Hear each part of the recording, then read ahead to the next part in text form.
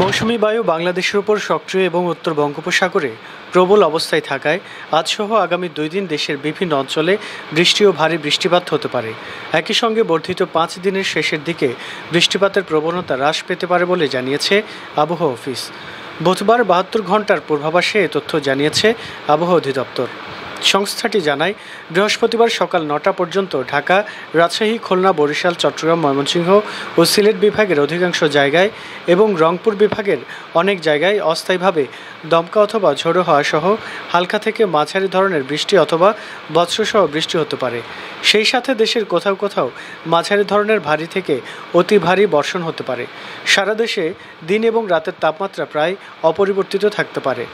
শুক্রবার সকাল 9টা পর্যন্ত বৃষ্টিপাত ও তাপমাত্রা আগের দিনের অনুরূপ থাকতে পারে।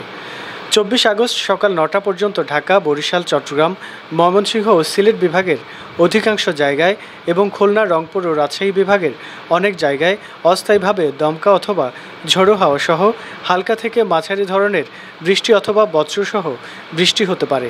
সেই সাথে দেশের কোথাও কোথাও মাঝারি ধরনের ভারী থেকে অতি ভারী বর্ষণ হতে পারে।